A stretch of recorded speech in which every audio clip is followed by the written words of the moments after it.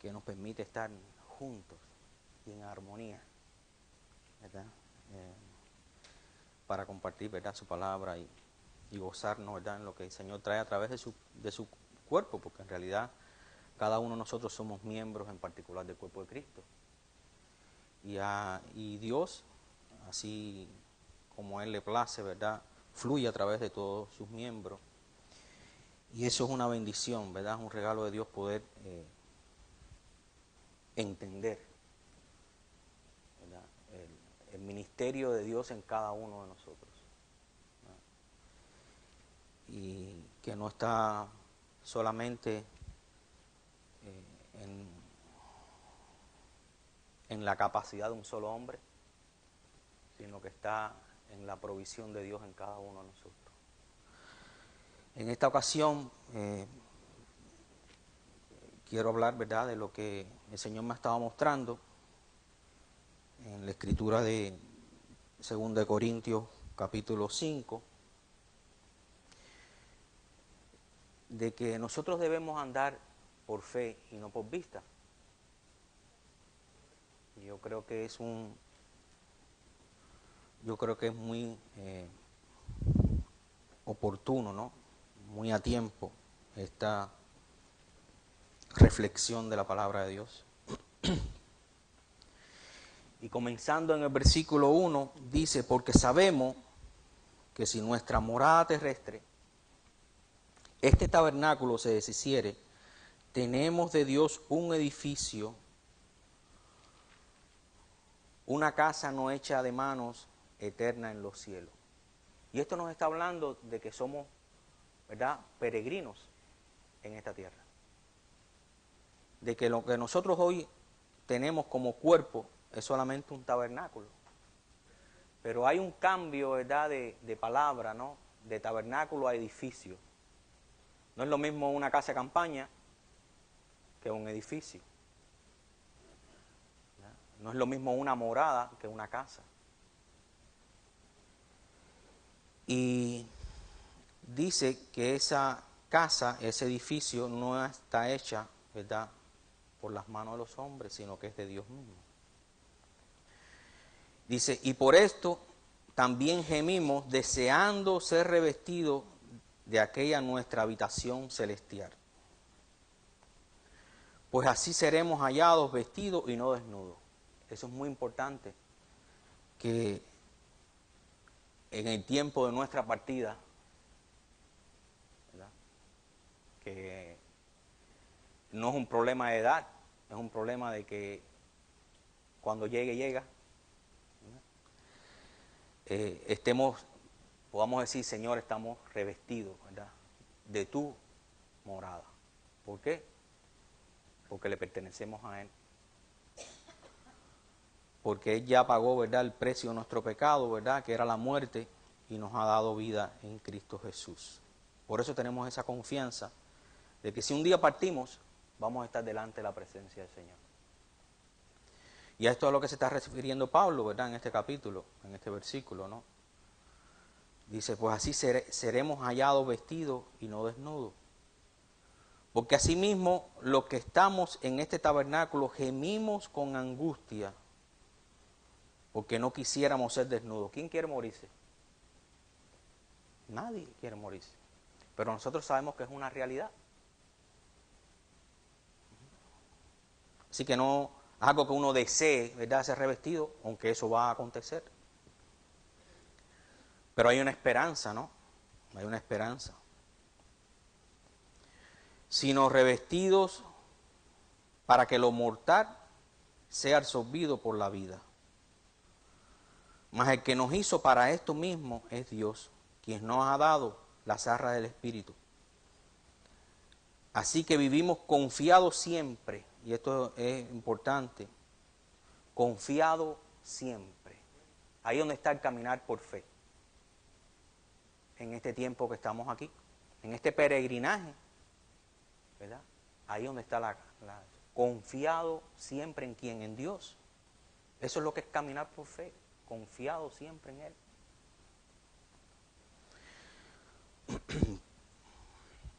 Mas el que nos hizo para esto mismo es Dios, quien nos ha dado la zarra del Espíritu. Así que vivimos confiados siempre y sabiendo que entre tanto estamos en este cuerpo, estamos ausentes del Señor. Pero por fe andamos y no por vista. Y el original habla, ¿verdad?, que por fe, ¿verdad?, andamos mediante la fe. Mediante la fe estamos andando. Y no mediante vista.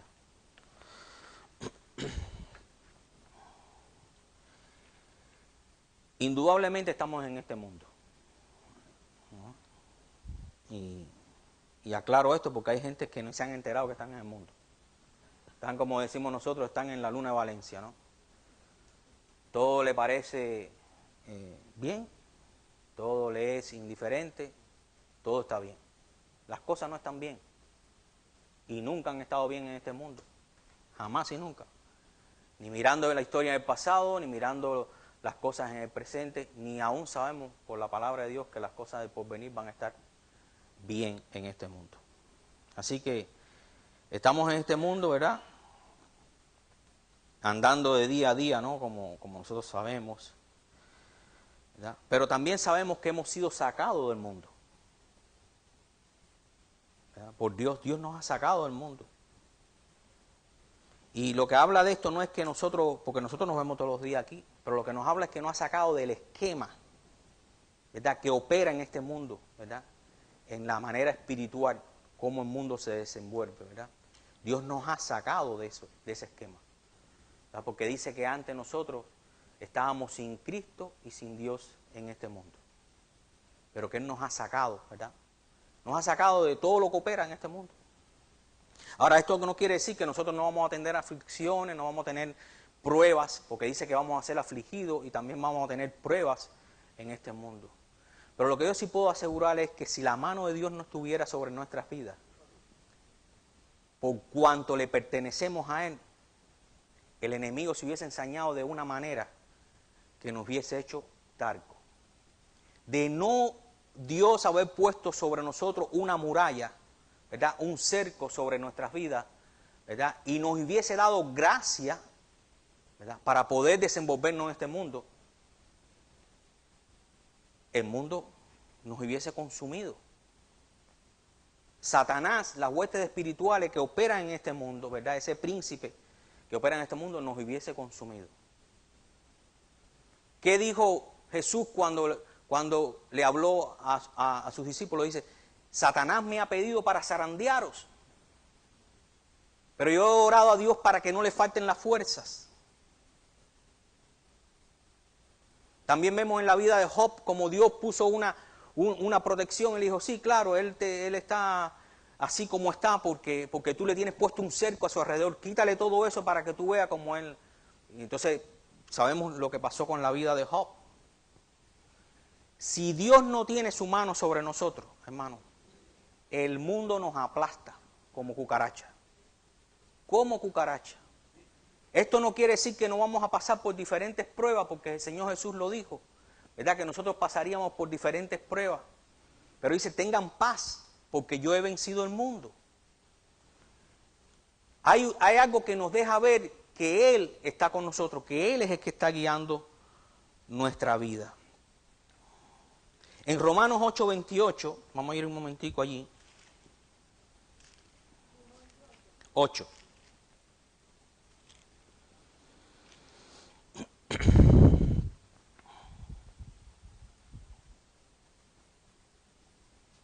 Dice, y sabemos que los que aman a Dios, todas las cosas le ayudan para bien. ¿Qué quiere decir esto? Que Dios nos está guiando, que cuando viene el enemigo y pone un obstáculo en nuestras vidas, Él nos guía alrededor de ese obstáculo y nos hace salir adelante. Que a pesar de que las pruebas vienen, Él está guiando nuestros pasos.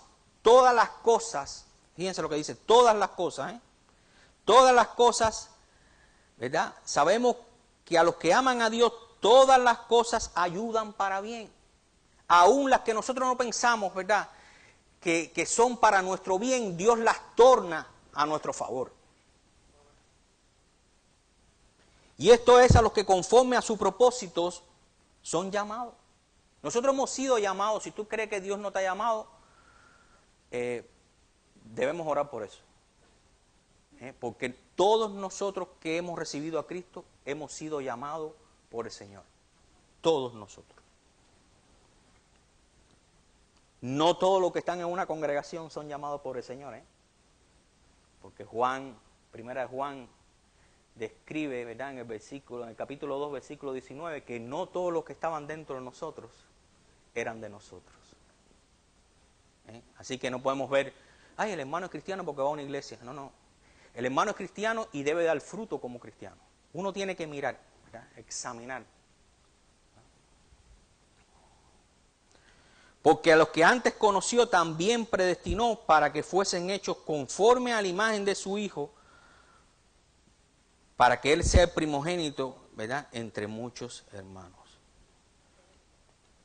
Y en 2 de Timoteo nos dice con qué tipo de llamamiento Dios nos ha llamado.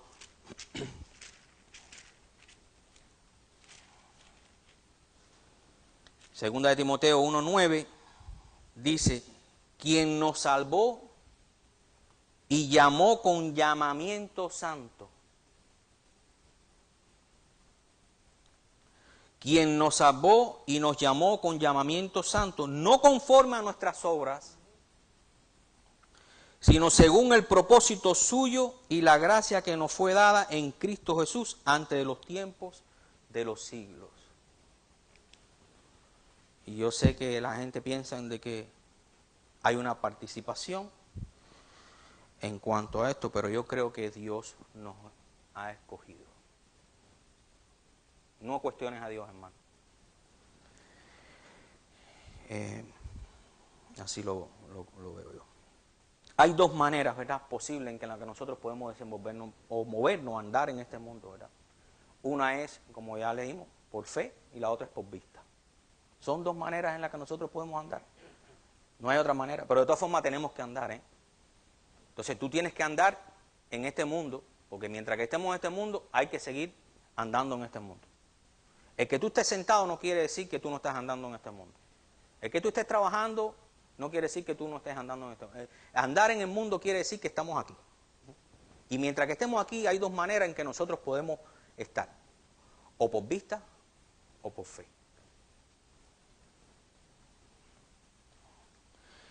Si lo hacemos por vista, nos estamos apoyando, ¿verdad?, en nuestras propias habilidades. En nuestro sentido, en nuestra mente. ¿Verdad? Como andan los que no conocen a Dios. En Efesios capítulo 4,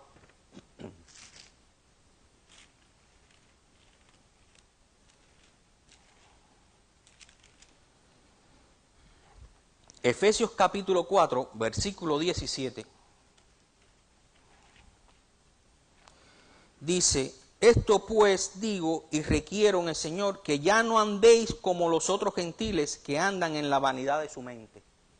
¿Qué es lo que es la vanidad de la mente? Una cosa vacía. Pajarito quiere para como decimos nosotros, no, pajarito quiere, pajarito volando, algo así. Lo que tienen en la cabeza es humo, algo vacío, algo que no produce, algo que no da, ¿verdad? Por eso es que dicen, voy a hacer esto, voy a hacer lo otro, y al final que hacen eso y hacen lo otro, se dan cuenta, ¿verdad? Como se tuvo que dar cuenta Salomón, que todo es vanidad de vanidades. Que aunque tú llegues al punto más alto que tú quisieras llegar, al final te vas a dar cuenta que eso es vanidad. ¿Verdad? ¿Cuánta gente no estuvieron en este país pensando en el sueño americano? ¿Cuál es el sueño americano? Retirarme, tener mi casa paga. ¿Y después que tú pagas la casa, qué? Pero se dan cuenta, ¿no? Como el mundo piensa, no, yo cuando cumpla 40 años quiero tener 100,000 pesos en el banco, quiero tener mi casa paga, y después que tú tienes los 100,000 pesos en el banco y tienes la casa paga, ¿qué? Y después que tú dices, me compro el carro que vale $72,000, tremendo, y al cabo del año ya está viejo, y después que pasa el tiempo, ¿qué? Tienes que comprarte el próximo, y tienes que comprarte el próximo, y al final nunca logras saciar, ¿verdad? Porque nosotros no estamos diseñados para este mundo, hermano. Nosotros estamos diseñados para vivir eternamente y no para morir. Cuando Dios creó al hombre, no creó al hombre pensando el hombre va a morir. Aunque Dios sabe todas las cosas, pero A lo que me refiero es que el propósito de Dios no era llegar a punto para que el hombre muriera. El propósito de Dios era que el hombre viviera eternamente con Él y tuviera comunión con Él siempre. Y nosotros sabemos que eso, ¿verdad?, se tronchó, no porque Dios no tuviera conocimiento, sino porque Dios sabía que iba a pasar. Pero el punto está es que Dios nos ha diseñado a nosotros para vivir eternamente. Por eso es que cuando dice que no queremos ser revestidos es porque nosotros no estamos alambrados, como decimos nosotros, para morir. Si Dios no nos da la esperanza a la vida eterna, tremenda angustia viviríamos en esta tierra. ¿Cuánta gente están sin Cristo, angustiados todos los días de su vida, pensando que algún día tendrán que partir de este mundo y no saben qué van a hacer?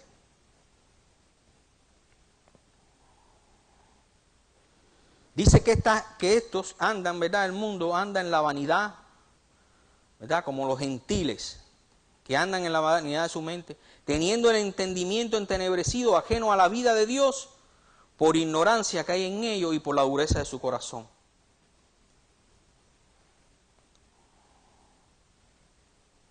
Así que si te guías por vista, vas a estar limitado en todo lo que tú hagas. Y nunca vas a encontrar, ¿verdad?, saciar ese andar por esta tierra. Lo otro es por fe. Y esto es agarrado de la mano de Dios. Sabiendo que de día en día Él te sostiene. Sabiendo que de día en día Él es el que está proveyendo, el que está cuidando de ti. Todos los días. Todos nosotros hemos tenido niños chiquitos. Bueno, los que lo hemos tenido, ¿no? Y cuestiona a tu niño chiquito cada vez que te da la mano, decir vamos a cruzar la calle o vamos a caminar. Él cuestiona o se siente seguro. ¿Por qué los niños cuando son chiquitos desean dormir con sus padres? Porque sienten una cobertura, sienten algo que experimentan ellos de seguridad.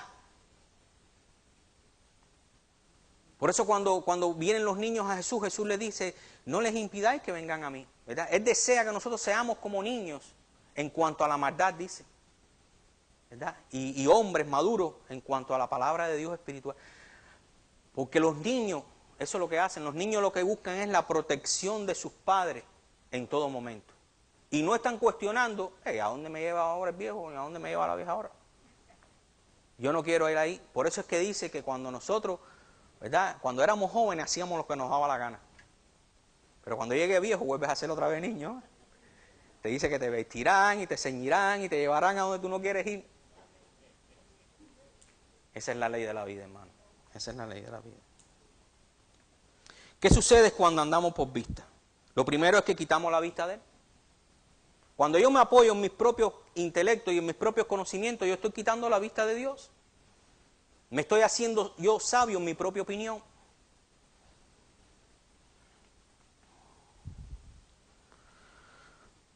Y vamos a estar mirando todo lo que está pasando a nuestro alrededor, ¿verdad? Las guerras, la economía, la cosa como se desenvuelve este mundo, ¿verdad? Y cuando nosotros veamos eso, ¿qué es lo que nos vamos a hacer? Nos va a paralizar. Y vamos a empezar a decir, ¿será el tiempo que yo debo hacer esto o no será el tiempo? Empezamos a andar ya por vista. Andamos por vista. ¿Será el tiempo del Señor? O, bueno, no diríamos del Señor en este caso, pero ¿será el tiempo que yo debo hacer esto o será el tiempo de lo otro? ¿Verdad? ¿Será tiempo para casarse? ¿Será tiempo para tener hijos? Ahora no es el tiempo de tener hijos porque mira cómo está la economía. Y estamos angustiados todo el tiempo de nuestra vida y los años van pasando y cuando llega la oportunidad de tener hijos, ya no puedes. Por poner un ejemplo, ya no puedes. Porque te preocupaste tanto por las cosas que estaban a tu alrededor. Miraste todas las cosas que te estaban rodeando y todas las cosas y hiciste una opinión de todo aquello y entonces fuiste en pos de eso.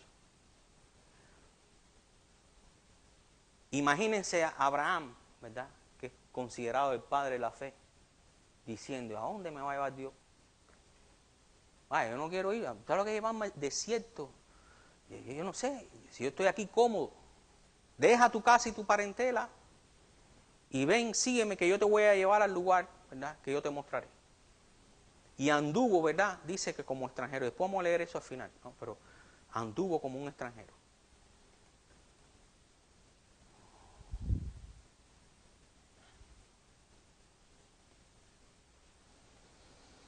Hay algo que debemos entender, ¿verdad? Que ver no solamente es mirar, sino hacer un razonamiento de las circunstancias.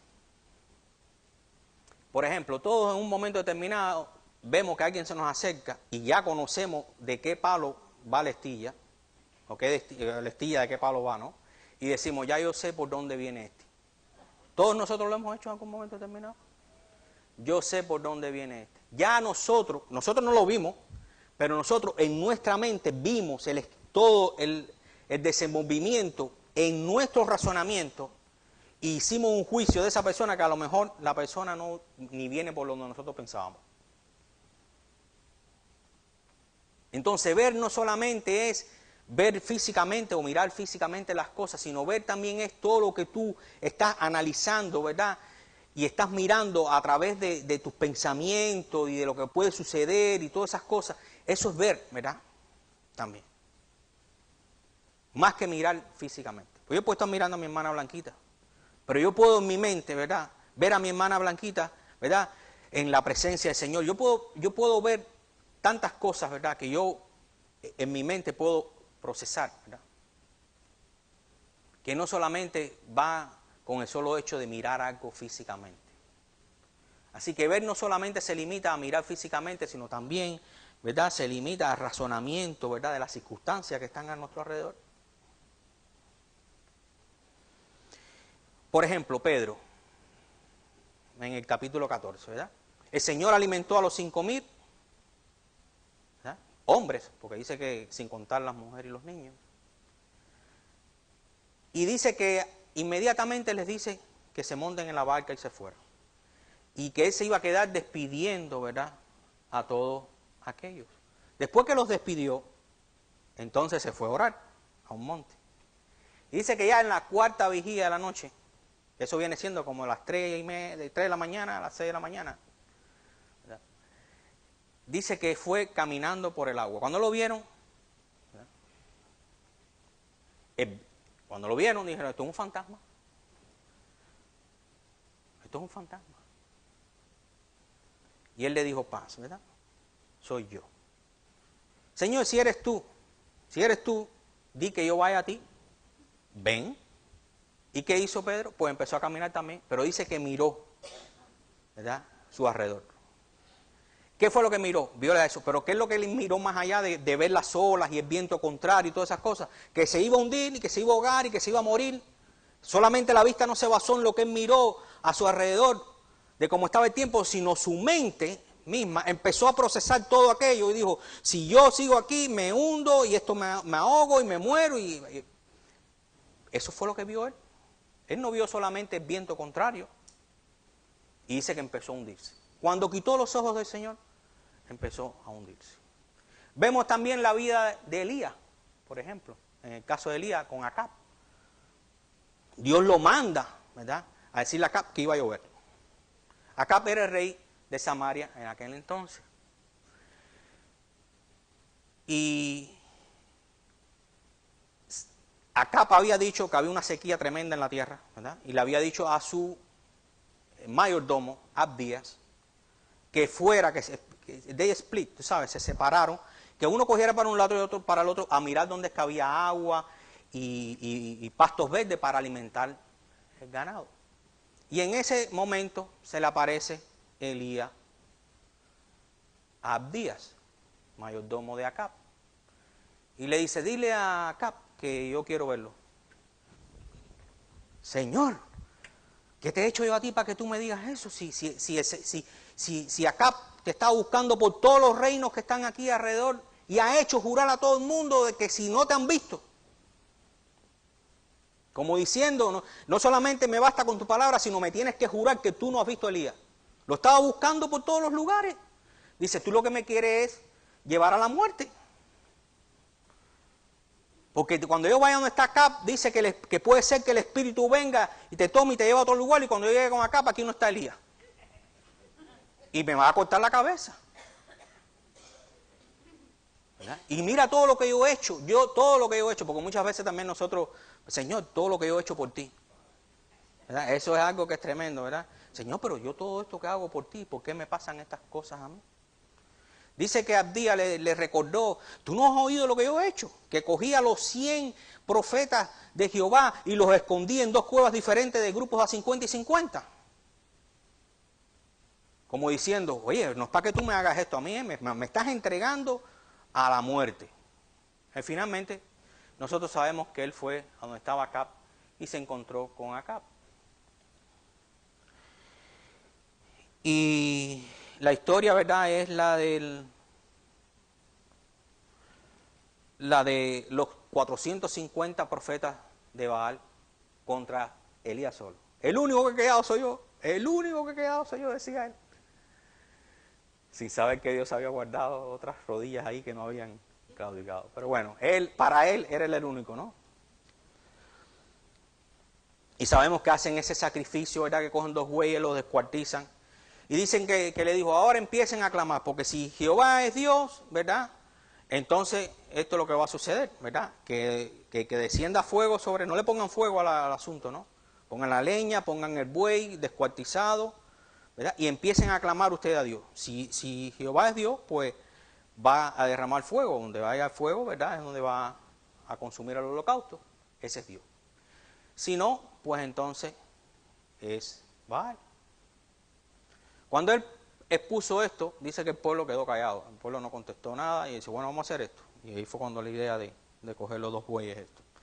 Dicen que aquella gente estaban, ¿verdad?, dando vueltas y clamando Baal, y aquello era, dice que estuvieron desde la mañana hasta el mediodía, ¿verdad? Y ya cuando llegó el mediodía, ya entonces Elías se empieza a burlar de ellos.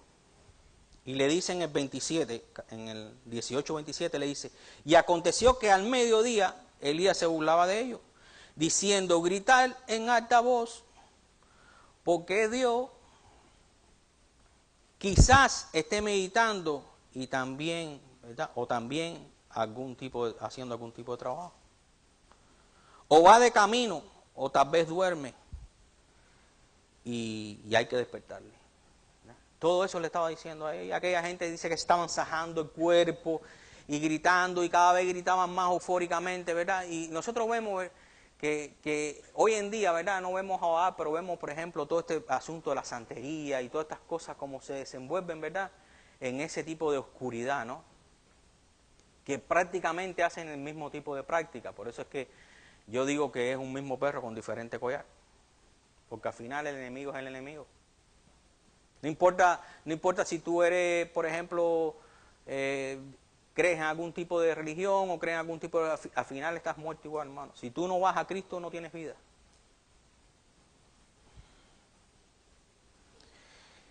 Y entonces empezaron a gritar ahí a que yo no oía. ¿Qué diferencia, verdad?, entre los ídolos y el Dios verdadero. ¿Qué dice el Salmo 115? Que tienen ojos y no ven. Que tienen oído y no oyen. Esto es lo que le estaba pasando, era un ídolo a lo que ellos estaban adorando. Mas sin embargo, ¿verdad?, se trajo ahorita lo que Jeremías 33:3 dice. Clama a mí y yo te responderé. ¿Qué diferencia, verdad, del Dios que nosotros servimos a los ídolos? Dios es Dios vivo. El Salmo 34:15, los ojos de Jehová están sobre los justos y atentos sus oídos al clamor de ellos. ¿Qué diferencia, verdad? Esta gente aquí haciendo todo aquello, y entonces cuando nosotros sabemos que cuando Elías, ¿verdad?, dijo, ¿verdad?, clamó a Dios, dice que vino el fuego, porque es otra cosa, lo hizo bien hecho. Puso la madera, puso el buey, puso granos de trigo alrededor, ¿verdad?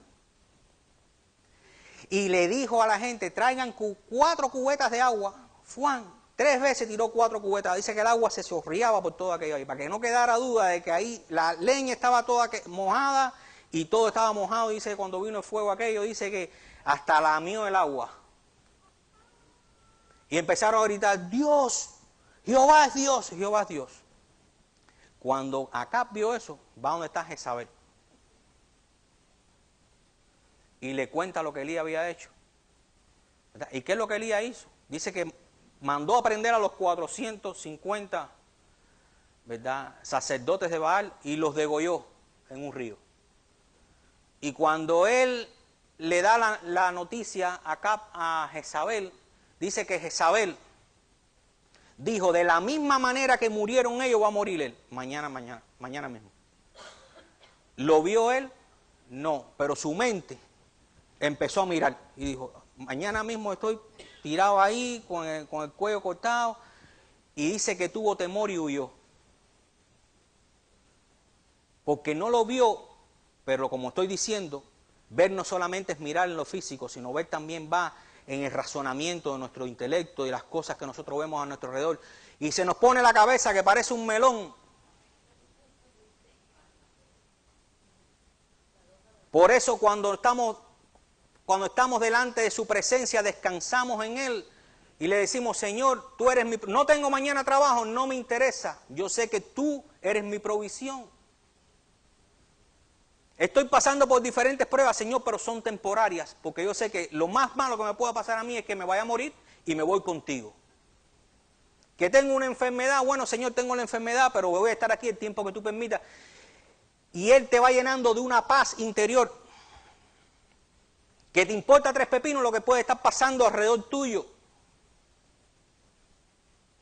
Estás descansando en sus promesas, estás descansando en su grandeza, estás descansando en el Dios vivo, el que te tiene tomado de la mano y no te va a dejar porque lo ha dicho su palabra.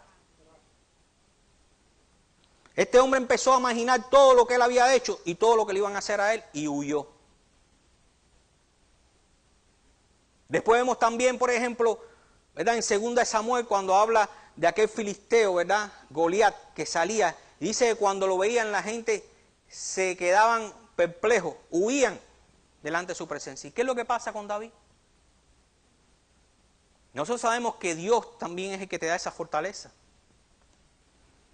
pero no le impresionó el tamaño, ¿verdad? También lo vemos en Números capítulo 13, ¿verdad?, cuando enviaron a aquellos espías, que de hecho los espías no los envió Moisés arbitrariamente, porque mucha gente dice, no, él envió a los espías, no.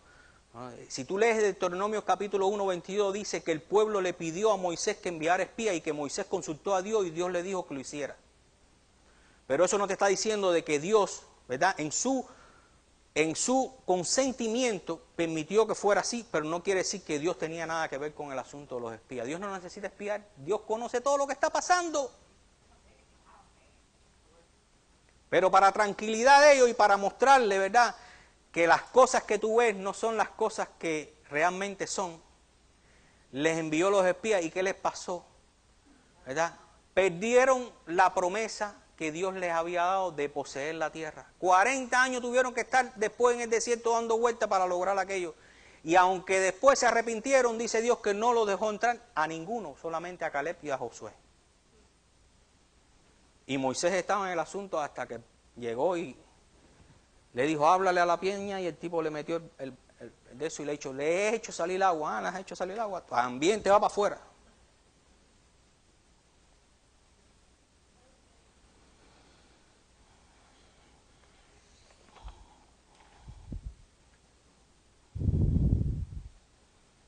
¿Verdad? Nos quita, ¿verdad? Cuando andamos por vista, quitamos la vista de Él. No nos hace heredar, ¿verdad?, lo que Dios tiene para nosotros, y nos limita, ¿verdad?, a lo que los ojos ven. Eso pasó con Lot y Abraham. Una vez que los dos prosperaron, dice que empezaron a fajarse los pastores entre ellos, y Abraham le dijo, oye, tenemos que separarnos. Y esto es para otro tiempo, ¿no? Pero ahí está hablando, ¿verdad?, de lo que es cómo el hombre natural mira y cómo mira el hombre espiritual. Lot es un hombre natural. Lo que el hombre natural ve. A pesar de que Pedro habla, ¿verdad?, de que el justo Lot, ¿verdad?, que estaba ahí afligiendo, bueno, ¿y por qué no se fue? Porque tú no estabas obligado a estar en Sodoma y Gomorra, o tú tenías algún cierto interés en el asunto también. La Biblia no explica eso, pero se da a entender. Porque si yo me siento mal en un lugar, recoge los matules y vete. Si nadie te está obligando a estar ahí, ¿por qué entonces estaba él ahí todo el tiempo? A pesar de que la gente eran malvadas, eran malas y todas esas cosas. Pero el asunto está en que cuando se separaron, algo que le correspondía a Abraham por ser el patriarca y por ser tío de Lot, ¿verdad?, que era escoger primero. porque en la ley judía es así. ¿Verdad? En las costumbres de la época era así. El mayor va por encima de todo el mundo, es el primogénito. En este caso él era el tío, él no tenía por qué darle la opción, ¿verdad?, a Lot a escoger, mas sin embargo se la dio. Y le dijo, mira y ve para donde tú quieres ir. Y cuando él miró la llanura aquella, ¿verdad?, dice que le pareció fantástica, ¿verdad?, y le pareció de buen huerto, de riego y todo. ¿Qué es lo que vio? Lo que la vista ve, está limitado a lo que la vista ve. Mas sin embargo escogió y por ahí mira todo lo que pasó. Y Abraham dijo, yo iré en dirección contraria porque sabía que Dios es el que lo está guiando. Así que te limita. Cuando tú andas por vista estás mirando lo que tus ojos ven, pero no puedes ver más allá de lo que Dios está haciendo en la vida.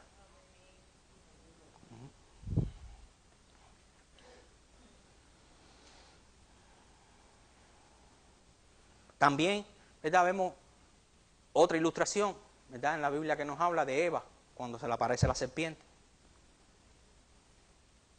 ¿Qué miró Eva cuando la serpiente hace mención del árbol de la vida, del fruto? ¿El fruto? No, ella miró lo que le proporcionaba. Así que no solamente miró lo que los ojos le dejaban ver, sino lo que le podía proporcionar el árbol de la vida. Participar de aquello. ¿Verdad? Por eso es que yo digo que mirar, y vuelvo a repetir, no solamente, ¿verdad?, ver no solamente es mirar así, sino va más allá de lo que tú puedas ver, o lo que puedas mirar con tus ojos naturales. Ahora, ¿por qué debemos andar por fe? Caminar por fe. Porque nosotros cuando caminamos por fe estamos depositando toda nuestra confianza en Dios. Caminar por fe no significa caminar por un periodo de tiempo que me convenga a mí, ¿verdad?, sino caminar por fe indica que toda mi vida, ¿verdad?, yo voy a depender y confiar en Él. Y yo sé que todos nosotros estamos cortos en el asunto. Por eso es que Dios muchas veces trae esas palabras para hacernos reflexionar, ¿verdad?, y que le pidamos a Él. Cuando tú depositas toda tu confianza, ¿verdad?, en Dios, tú estás caminando completamente en fe. Y nosotros somos instados, ¿verdad?, a hacerlo día a día. Y nosotros sabemos que nosotros nos quedamos cortos muchas veces. Pero eso no quiere decir que el próximo día no le diga, Señor, yo quiero caminar contigo, agarrado contigo. Guía mis pasos, ¿verdad?, guía mis pasos. La fe se puede considerar en una fe temporaria y una fe que es eterna, ¿verdad? Una fe temporaria, por ejemplo, es cuando tú te montas en un avión, tú tienes fe en que el piloto sabe manejar aquel bicharraco y te va a llevar al otro lado. Pero una vez que llega al otro lado, se acabó esa fe con el piloto, ¿sí o no? Porque ¿para qué te hace falta el piloto? La fe del piloto, si ya el piloto ya, ¿verdad?, ya llegó al punto que va, ¿verdad? Entonces la fe no es solamente una fe limitada, sino es una fe que va más allá de los límites, ¿verdad? Es toda la vida, ¿verdad?, todo nuestro caminar. Porque de esa manera depositas toda tu confianza en Él, ¿verdad? ¿Qué dice el Salmo 31, 14, 16? Mas yo en ti confío, digo, tú eres mi Dios. En tu mano están mis tiempos. Líbrame de la mano de mis enemigos y de mis perseguidores. Haz resplandecer tu rostro sobre tu siervo. Sálvame por tu misericordia. Hermano, la misericordia de Dios todos los días está con nosotros. Nosotros le damos, yo siempre digo esto, ¿verdad?, que uno le da gracias a Dios por las cosas que uno ve. Y de las que Dios te libró que tú no viste. Señor, de pronto se te atraviesa un carro y ahí Dios te dio la iluminación y frenaste. Señor, de la que tú me has librado. Y venimos y damos el testimonio, el Señor hoy me libró de un accidente. Bueno, y de las cosas que han pasado por tu alrededor, espiritualmente hablando, y que Dios te ha librado y que tú ni cuenta te has dado. Por eso que dice que uno debe darle gracias a Dios por todas las cosas. Porque hay cosas que nosotros no vemos, pero que están detrás de las escenas, que Dios nos está librando constantemente. Él nos guía a través de nuestro peregrinaje. Si Él es el autor y el consumador, pues no solamente es el autor, sino el consumador de la fe, y que lo que Él comienza en uno, Él lo va a terminar, nosotros tenemos que estar confiados, y ahí por fe la cosa, que desde el punto A al punto B, Dios está guiando nuestros pasos, a llevarnos a donde Él quiere que nosotros lleguemos, y hacer lo que Él quiere que nosotros seamos. Él ordena, ¿verdad?, los pasos. ¿Verdad? ¿Cómo lo ordena? Por su palabra. El Salmo 119, 132 y 133, esos dos versículos, 132 y 133. Mírame y ten misericordia de mí. David sabía lo que estaba diciendo y los salmistas lo conocían. Y yo también lo conozco todos los días. Le digo, Señor, que haya yo gracia delante de ti y de los hombres. Y que esa es la oración, hermano, diariamente. Y yo sé que lo que uno le dice a Dios, pero yo se lo dejo saber como testimonio. Yo le digo, Señor, dame gracia delante de ti y delante de los hombres. Porque cuando tú llegas a un lugar y te sale uno que está endemoniado, porque los hay, que tú no creas que el mundo no está bajo el maligno, el mundo está bajo el maligno, y tú llegas con esta cara de yo no fui,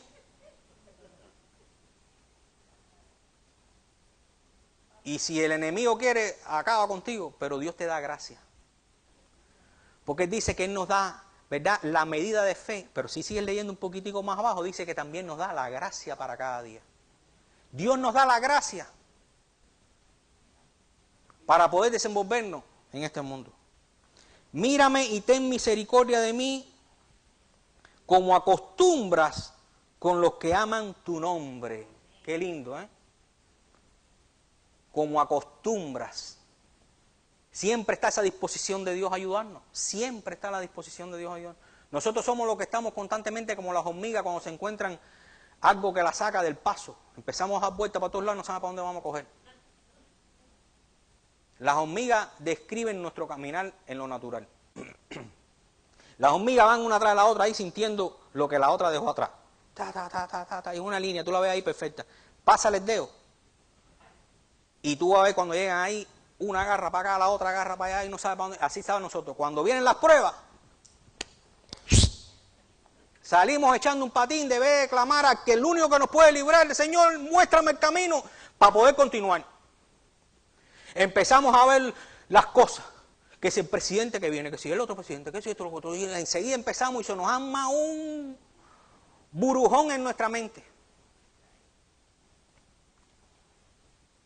Dice, como acostumbras con los que aman tu nombre, ordena mis pasos con tu palabra y ninguna iniquidad se enseñoree de mí.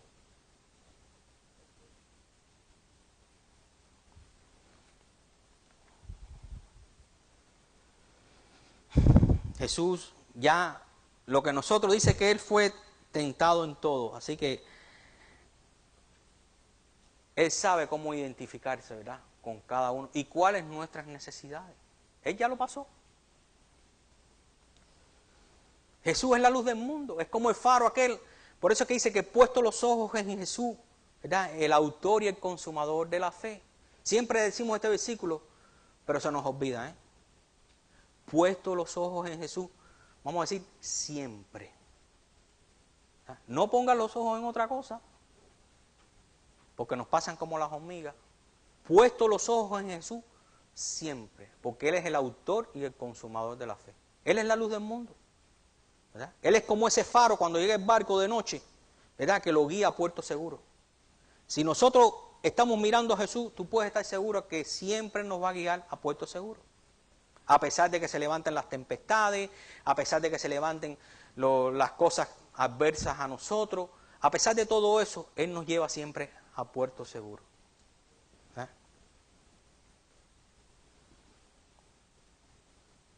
También dice Hebreos 11:6 que sin fe es imposible que nosotros le agrademos a Él.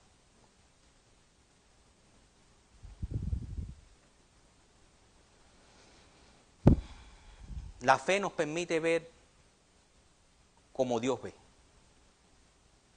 Nosotros vemos, ¿verdad?, en lo que nuestra mente está procesando, pero cuando nosotros decimos, ¿y cómo Dios ve este asunto? ¿Verdad?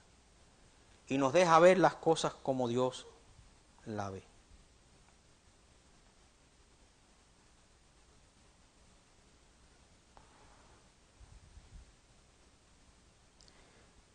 Primera de Pedro 1:3 menciona, ¿verdad?, que nosotros tenemos, ¿verdad?, la vida y la piedad. El mundo no tiene la vida y la piedad. Dicen que la vida y la piedad se nos han sido dadas por su divino poder.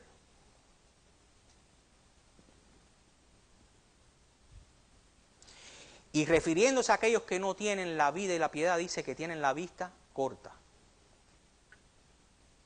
Nada más que ven lo que tienen delante de sus ojos.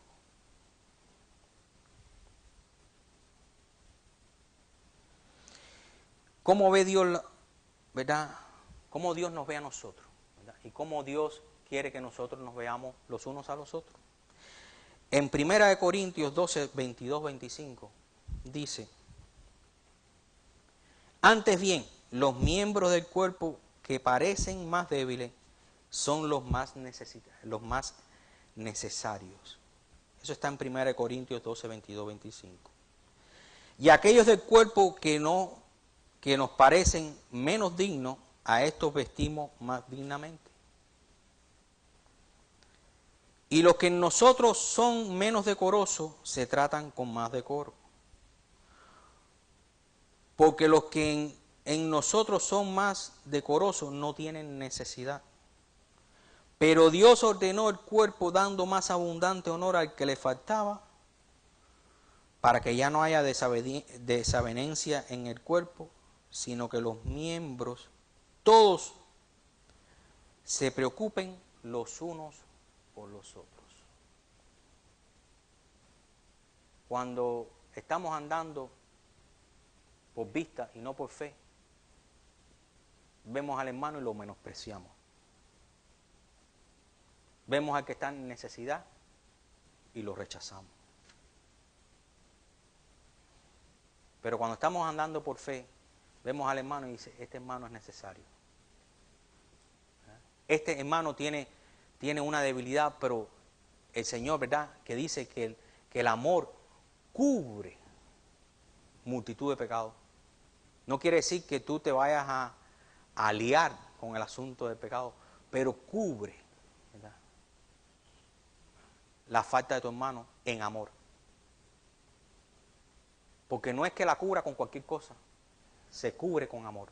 Es como un bálsamo a una herida. ¿De qué vale que yo coja una lija de carpintero y empiece a darte ahí en el rasponazo que tú tienes? O que yo coja miel y ponga miel sobre esa herida.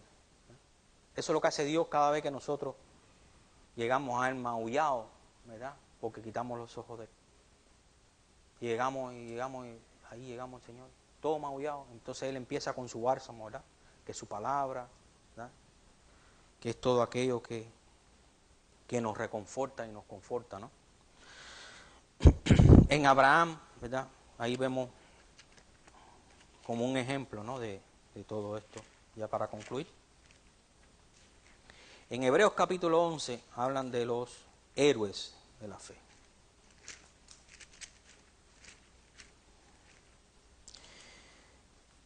Y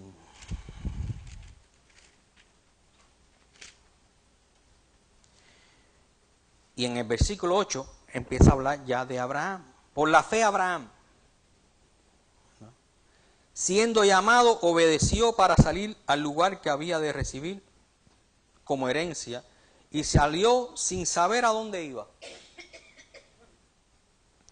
Por la fe habitó como extranjero en la tierra prometida, como en tierra ajena. ¿Verdad? Ya la tierra la hizo prometida, pero él la vio como algo temporario. Por la fe habitó como extranjero en la tierra prometida, ¿verdad?, como tierra ajena, morando en tiendas con Isaac y Jacob, coheredero de la misma promesa. Dice, porque esperaban la ciudad que tiene fundamento, cuyo arquitecto y constructor es Dios. ¿No? Y en el 17 dice,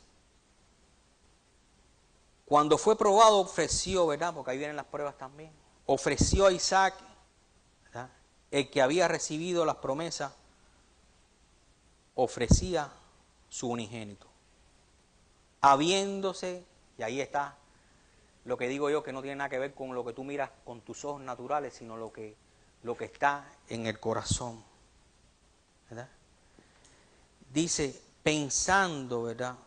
Habiéndose dicho, en Isaac te será llamada descendencia, dice, pensando que Dios es poderoso para levantar aún de entre los muertos, de donde en sentido figurado también le volvió a recibir. No tiene nada que ver con lo que los ojos ven. Tiene que ver con todo lo que nosotros procesamos, ¿verdad? Cuando quitamos, ¿verdad?, la vista de Él. Cuando no andamos por fe, andamos por vista. Porque también un ciego que no ve en lo natural, le pasa lo mismo que te pasa a ti. Y nos pasa lo mismo a nosotros. Así que no tiene nada que ver con la vista natural. Tiene que ver con todo aquello que tú te estás llevando a tu corazón y a tu mente, ¿verdad?, que hacen que tú camines en pos de aquello. Sabiendo que todo eso es fin de muerte. Pero caminar en fe te lleva a la vida. Padre, gracias, Señor, por tu palabra. Gracias que solamente en ti podemos poner nuestra confianza, Señor. Sabemos que estamos atravesando, Señor, por este mundo, ¿verdad? Y sabemos que como peregrinos extranjeros, nuestra morada, Señor, está en ti. Gracias, Señor, porque tú eres el que da, ¿verdad?, esa medida de fe a cada uno de nosotros, Señor. Te pedimos, Señor, que tú incrementes, Señor, esa medida de fe en cada uno de nosotros, Señor, para que podamos siempre confiar en ti, en todo momento, en todas circunstancias, Señor. Te damos gracias, Señor, por este tiempo, gracias por tu iglesia, gracias por tu cuerpo, Señor. Gracias que tú nos rescataste y nos has hecho para ti, Señor, en el nombre de Jesús.